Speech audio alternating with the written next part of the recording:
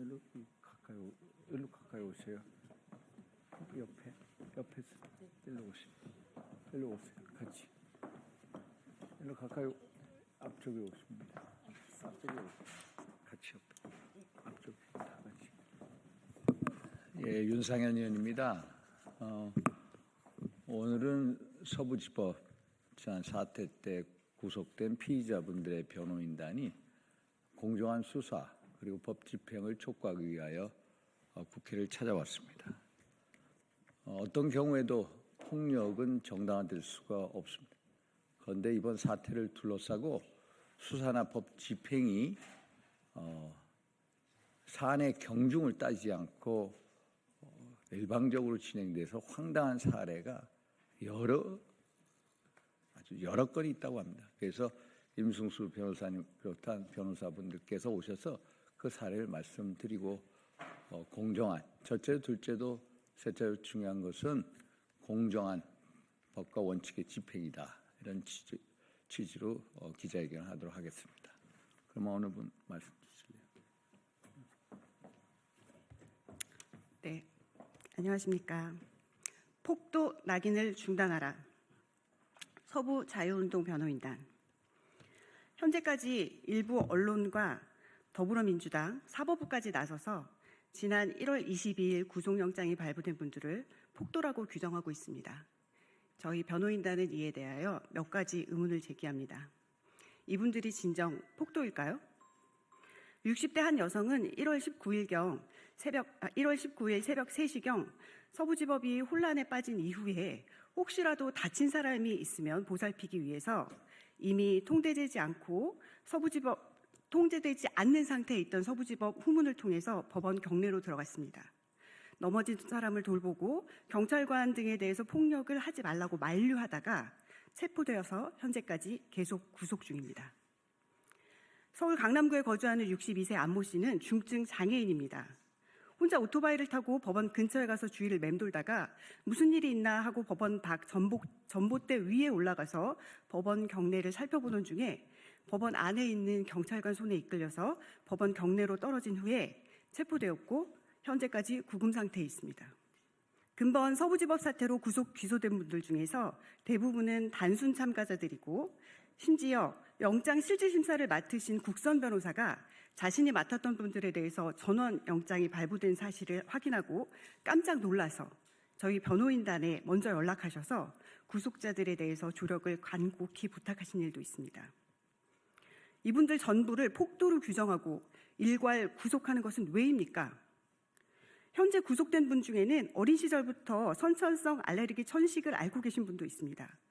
이분은 평생 천식 치료를 받아왔고 1년에도 수차례씩 호흡곤란으로 응급실행을 반복하고 있는 청년입니다. 구속적부심 과정에서 변호인이 청년이 천식으로 인해 생명이 위험할 수도 있다는 점을 강조하면서 불구속 수사에 대해서 호소하였지만 이러한 호소는 폭도라는 낙인 앞에 아무런 의미가 없었습니다. 또 성인 ADHD를 앓고 있는 구속 피고인의 사례도 말씀드립니다. 의학적으로 성인 ADHD가 중한 경우 충동장애, 우울증 등을 앓게 되고 자살 충동을 억제하는 데도 큰 어려움을 겪게 되기 때문에 정신과 전문의 상담을 받고 관련 안정제를 주기적으로 장기간 복용하여야 합니다. 이분은 스스로 경찰을 찾아 범행을 자수하면서 자신의 질병이 중하다는 사실을 알리고 병원 치료를 이유로 불구속 수사를 요청하였는데 오히려 경찰은 구속영장을 신청하면서 범행 이후 유서를 작성하는 등 신병을 비관하여 극단적인 선택을 할 우려가 높다는 피고인의 질병의 내용을 구속의 필요성으로 주장하였고 정해진 수순대로 구속영장이 발부되었습니다. 유일하게 구속되지 않은 피고인이 한 분 계십니다. 진보 성향 법무법인을 변호인으로 선임하고 영장 신문 과정에서도 자신의 성향을 읍소한 이 유일한 피고인은 서울 서부지법이 영장을 기각하였습니다. 나머지 분들은 모두 구속되셨습니다. 서울 서부지방법원은 이미 편향되어 있다고 할 것입니다. 현장 상황에 대해서도 의문을 제기합니다. 변호인단은 최근 검찰 조사 등을 통해서 법원 CCTV에 녹화된 사건 당시 서부지법 후문이 열리던 상황을 담긴 영상을 확인하였습니다. 그런데 영상 속 1월 19일 3시경 서부지법 후문은 자물쇠 등으로 잠겨있지 않았습니다. 오히려 후문이 일부 열려있는 상태로 경찰과 시민이 대치하고 있었음을 확인하였습니다. 서부지법 후문은 평상시에도 일과 시간이 지나면 자물쇠 등으로 잠겨 있는데 왜 당시에는 잠겨 있지 않았는지, 당시 후문을 잠궈야 하는 주체는 누구였는지, 왜 경찰은 이를 확인하지 않았는지, 경찰의 안일한 대처가 이번 사태에 기여하는 바는 전혀 없는지에 대해서 의문을 가지지 않을 수 없습니다. 이러한 의문은 관련자들을 모두 폭도라고 규정하고 장기간 구속하는 방법으로 풀릴 수 있는 것이 아닙니다. 그럼에도 말씀드린 바와 같이 전부 구속되셨습니다. 이것이 저희가 이 자리에 선 이유입니다.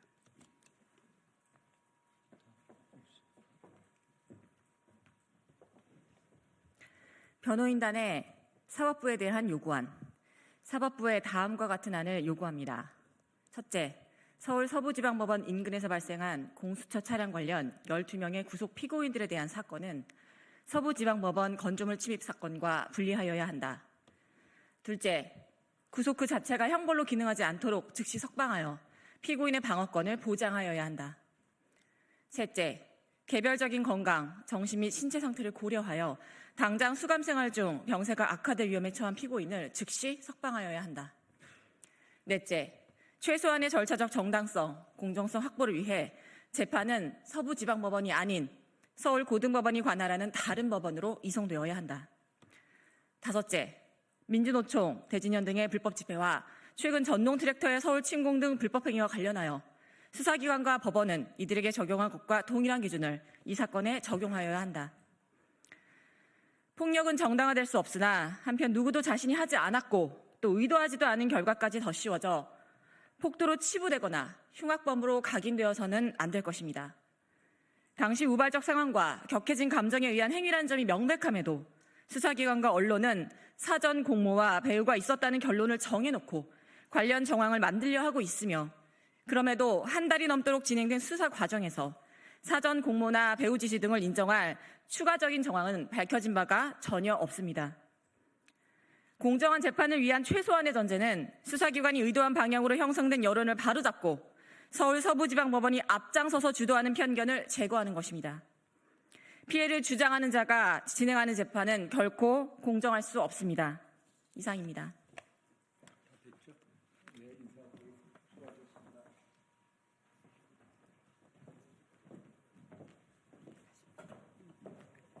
추가적인 말씀을 드리겠습니다. 지금 현행범 체포되신 분 말고 긴급 체포되시는 분들이 있으십니다. 그러니까 무슨 유리창을 깨었다든지 뭐 이런 것이 사진에 잡혔던 분들입니다.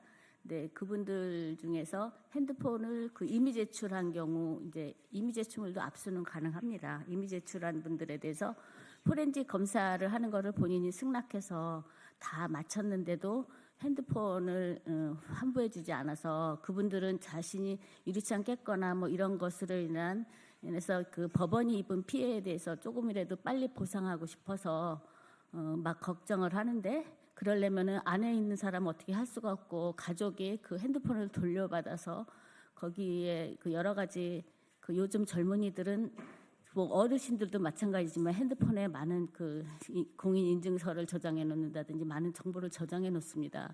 그렇다 보니까는 그 자신들은 법원이 입은 피해를 빨리 보상하고 싶은데 그게 어려워서 절절매는 경우가 있습니다. 그래서 포렌식 그 검사가 완료된 그 피의자 피고인들에 대한 핸드폰은 그 본인 또는 본인이 지정한 뭐 가족이겠죠.